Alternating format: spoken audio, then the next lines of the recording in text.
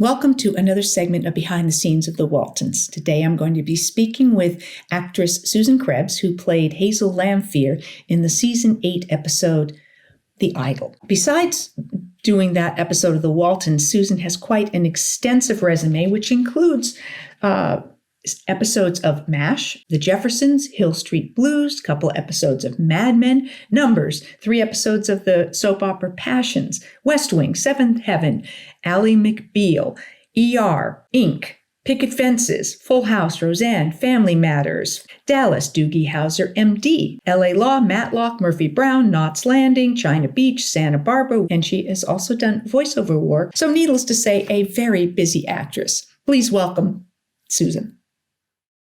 Having spent years in New York, did you do work in theater there or since? Yes. Let's see. I came to New York in the early 70s, very early 70s, out of college with your basic drama and dance degree. I was ready to rock in New York. Always knew from the time I was very young that I was going to New York. And so I, waited tables and took classes and did off Broadway and then off Broadway and did a lot of improvisational work, which is really my strength is as an improviser, just how I ended up in the jazz world. And but I came out here, came out to LA in 76 to do a show and kept my apartment in New York for almost 10 years, thinking I was going to be bi-coastal. And I was a very confirmed New Yorker and struggled with LA a lot, still do.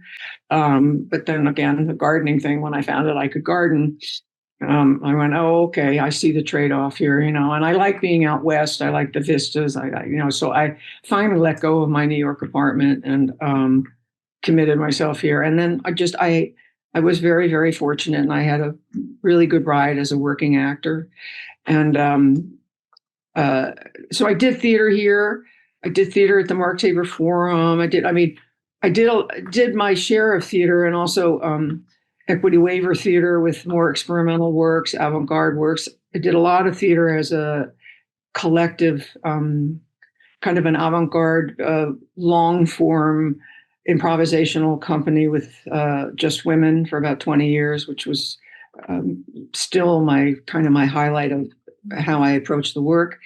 And then I was doing television and occasional films and commercials and was a working actor. I was very, very lucky. And I'm grateful for my union pension now, it was, so I had a good ride. At some point, I really wanted to just move over to the music. I was kind of done. I noticed that in looking over a lot of your credits, which are quite extensive, that you had played, this wasn't the first teacher you played or only teacher you played a lot of doctors and nurses. And so did you find that there were certain types of roles that were in your wheelhouse? And no, I have to say, it was always a surprise to me that I was the abortion clinic nurse. I was and again, grateful for the job. You just want to take the job, right? But I wasn't I was more a lead character in sitcoms, and the other stuff, the more 60-minute, drama hours, I was usually 1 or 2 or 3 days of work where I was more of a supporting character.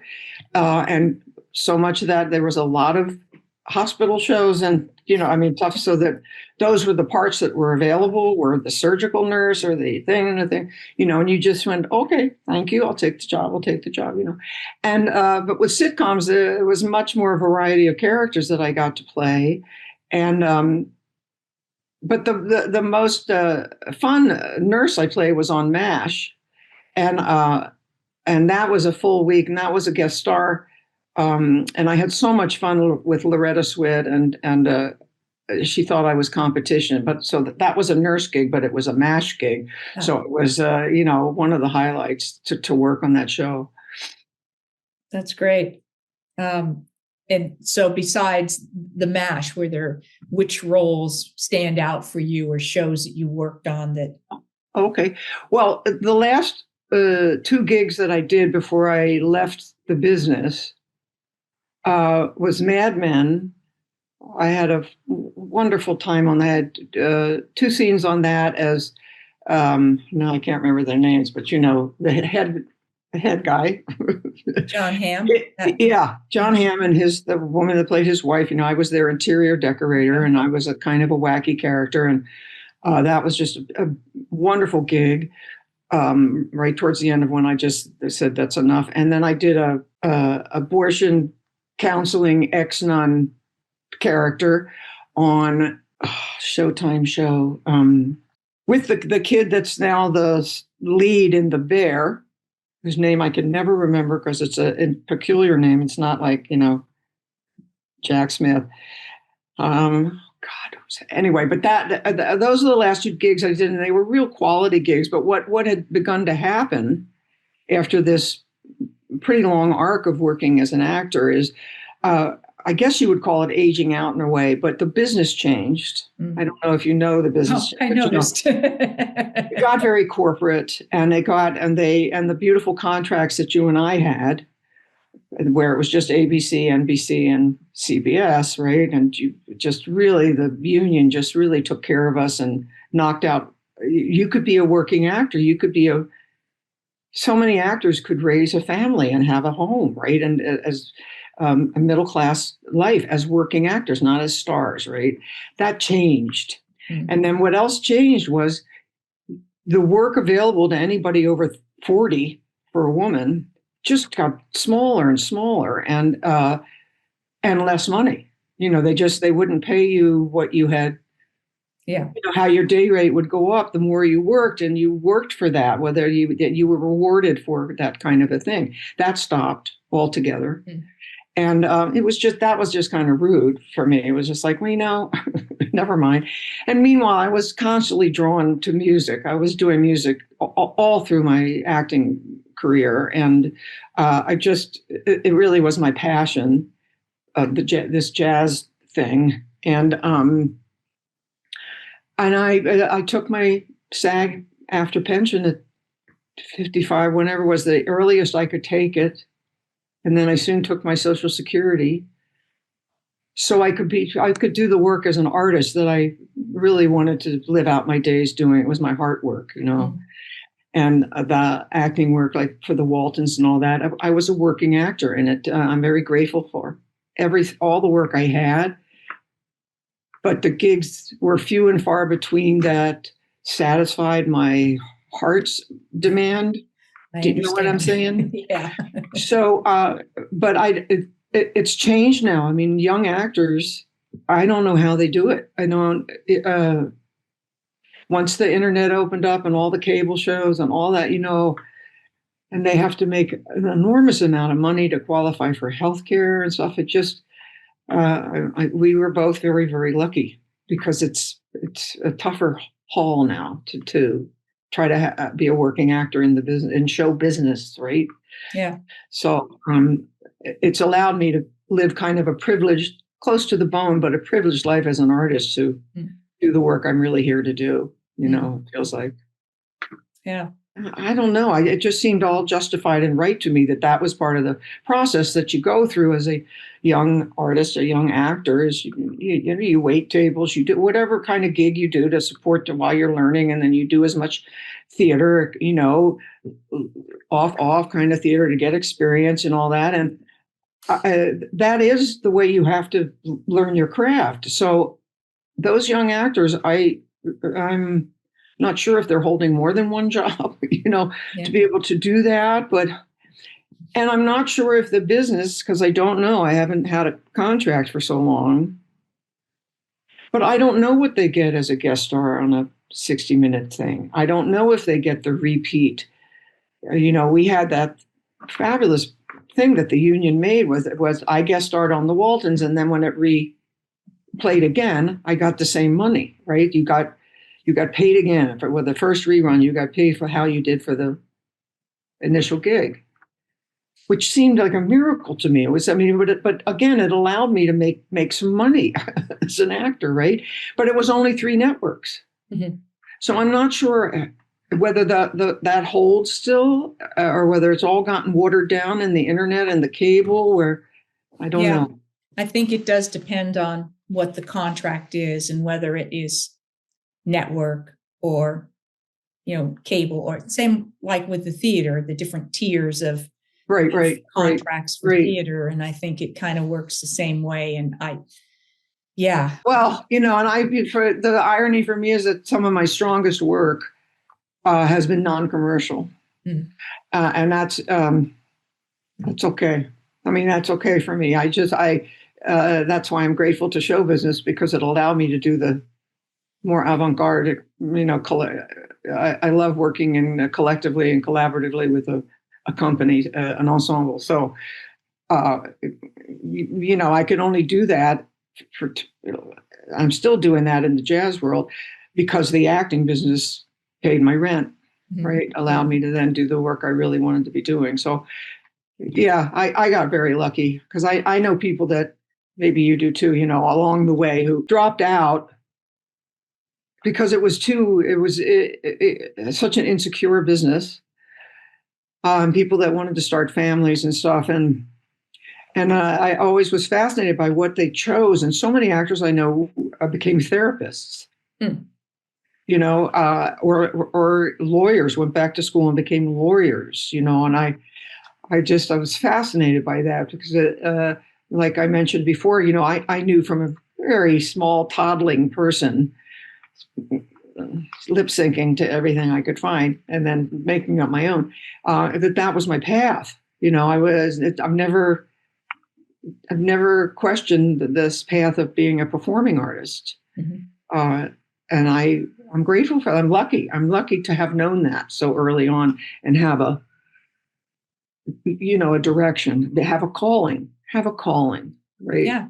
And then to be able to manifest it. Yes, right? Exactly. Because I certainly know a lot of people who've had that's their passion, but they never had the breaks, and so much luck involved. Yeah. So much luck involved. Yeah. No, we were lucky. We're grateful. I'm happy, Yeah.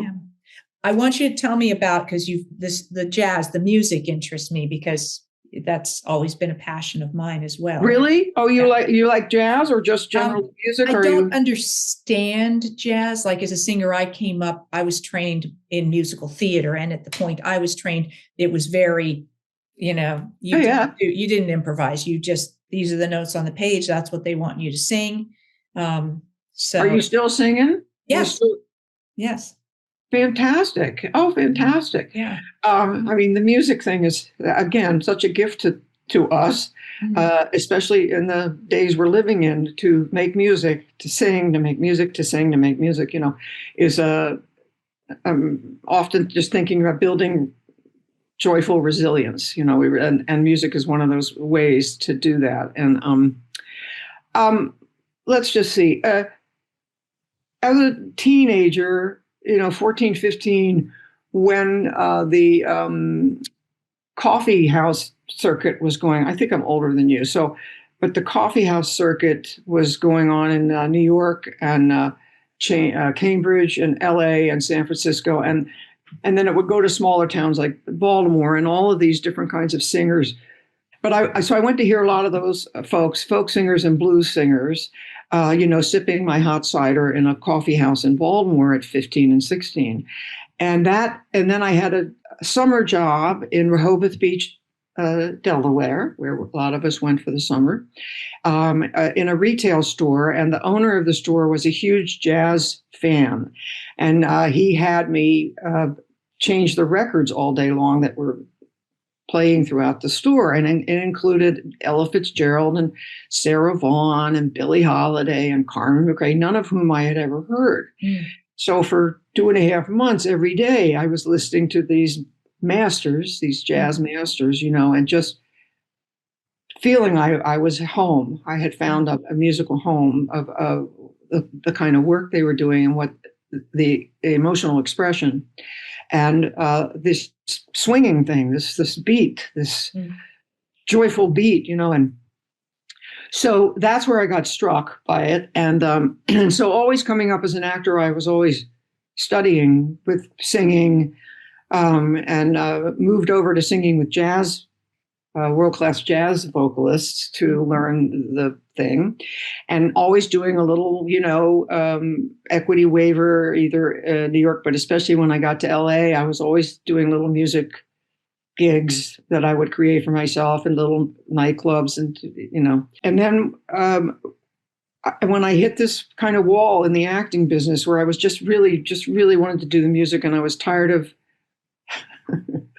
I didn't want to audition anymore. I didn't want to work for Scale Plus 10. I didn't want to, it was like the things had changed. And I had friends who were getting sick and leaving in their 50s and early 60s, right? I was having my Elizabeth moment again when we start to age and we start to lose people, and you go, so it was like, okay, you really need to get on with doing this passion you've had since you were a kid. And so I did. And so I've just released my 10th album. Oh, awesome. And and I just, you learn, it's on the job training. I am an improviser in my heart, which really just means you kind of live yes and. I mean, it's a life philosophy. Jazz is very much about how to live, which is being in the moment, being present, and in this place of yes and, right? And that is my philosophy of life. It's given me this great kind of foundation, and hanging with world-class, we have so many unbelievable musicians who live in LA, who, are world-class musicians who travel the world or whatever, but they base here, and I get to hang with them. I've played with several of them. I go hear them. And it just is it's a lifestyle in its own way about how to live, and the music is the only American art form that was created here. It's the only thing that we created as an art form, which the rest of the world really understands and gets and values. And, in Europe and in Asia and in South America, they love the music. Here, jazz is like less than 1% of the sales of music, which is, and it is our classical music. It is, it's very deep. It can be challenging. People that find it, learn to open their ears, to open their hearts, to not have this reaction like, what is that? I don't get it. You don't have to get it. It's nothing to get. You just open yourself to experience it, and you just learn to be able to hang with that. You just be with it. You don't have to, you can let your mind just sit down, right? It's improvising together and lifting.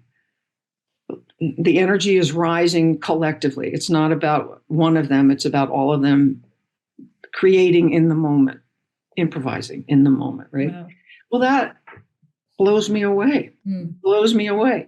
So I'm not, by any stretch of the imagination, in their league. It is, and they would tell you that none of them feel like they practice every day. Everybody practices every day. I do my vocals every day. You're always working on it. You're always aiming to grow. I'm in a grateful state about it, because I found it very early on that it was a path. It's a real path for me.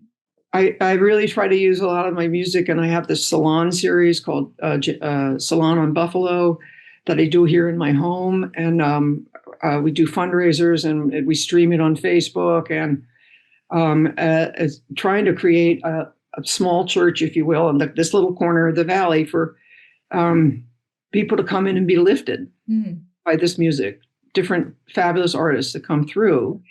And that has been part of I'm trying to find service in the resistance, right? I'm just how to help people and lift people.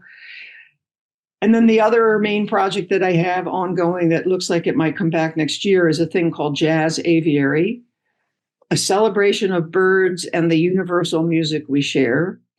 And that is an ongoing since for 20 years. So one of the albums is that, and it's with bird song and visuals, it's surround sound, it's a multimedia concert. Wow. So we're going to try to, we were doing it before COVID and with standing ovations of people like, oh my God. And we thought all right, we're rolling again. Next year, next year was the whole other thing. So now we're trying to bring it back and also make it a benefit for Audubon or NRDC or, I'm seeking how to be in service. Yeah. Always, because I'm lucky, grateful. So that's my deal. So you can find me at susankrebsmusic.com. That's my website. Okay. I'm also up there on YouTube. You see all kinds of video clips up there. And Bandcamp is where a lot of my music sits that you can listen to and or download or whatever. You'll get an idea of what it is I do.